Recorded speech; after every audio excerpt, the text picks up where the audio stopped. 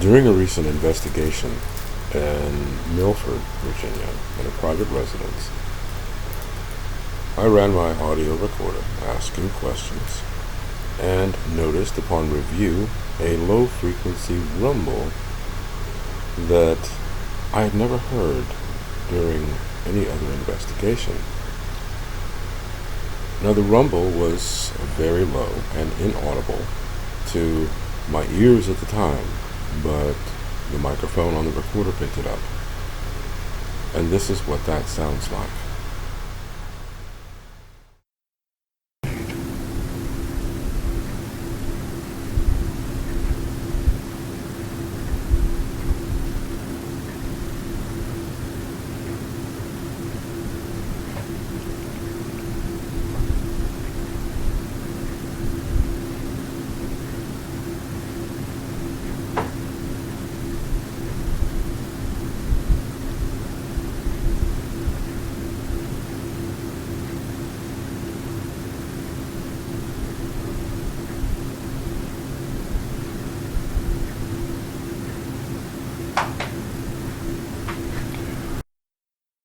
I know it sounds like nothing except perhaps distant thunder or perhaps wind blowing across the microphone.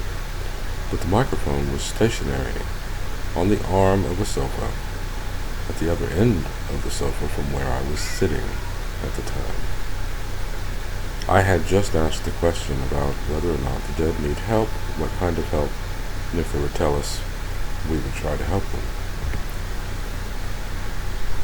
Now, there was something about the cadence of this rumble, the way it flowed, that suggested to me I was listening to someone speaking, but at such a low frequency of sound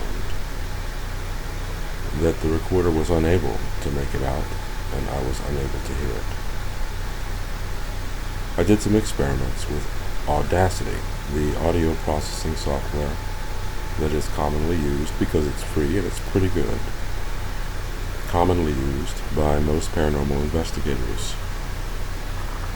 And when I changed the pitch of this low frequency rumble to bring it into the range of human hearing, or into the range of human speech, I heard some things.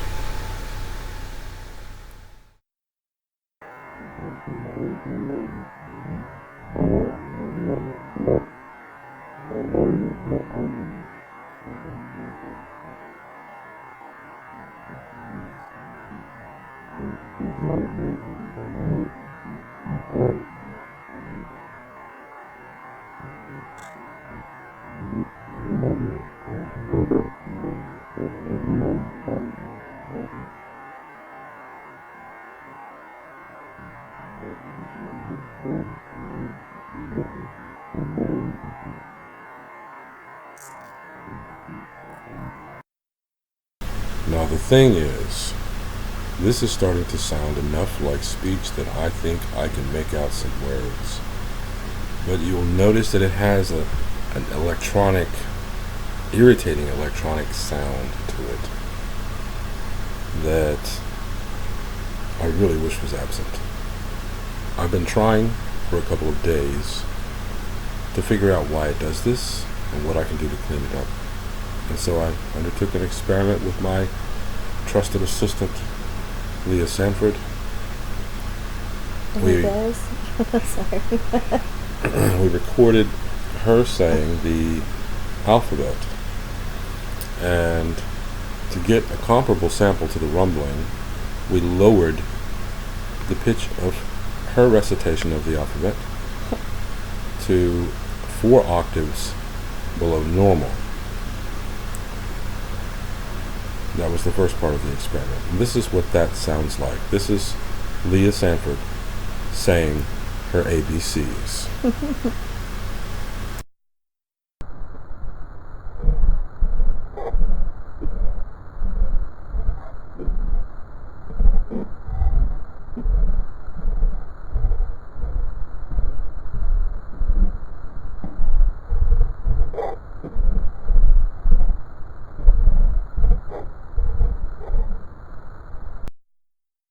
The next part of the experiment was to copy that sample that had already been lowered by 4 octaves into a new track and then raise it back up 4 more octaves.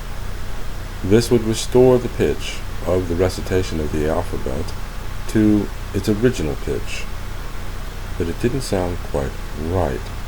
This is what the second part of the experiment sounds like. A, B, C, D, E, F, G, H, I, J, K, L, M, N, O, P, Q, R, S, T, U, V, W, X, Y, Z.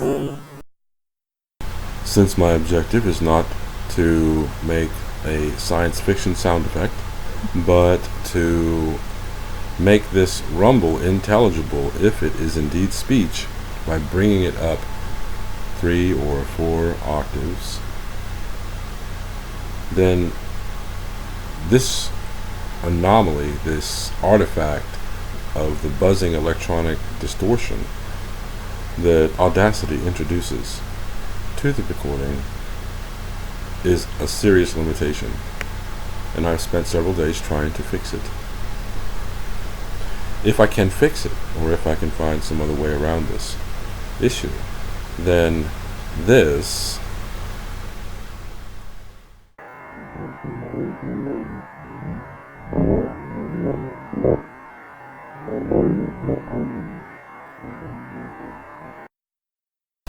will sound as clear as this.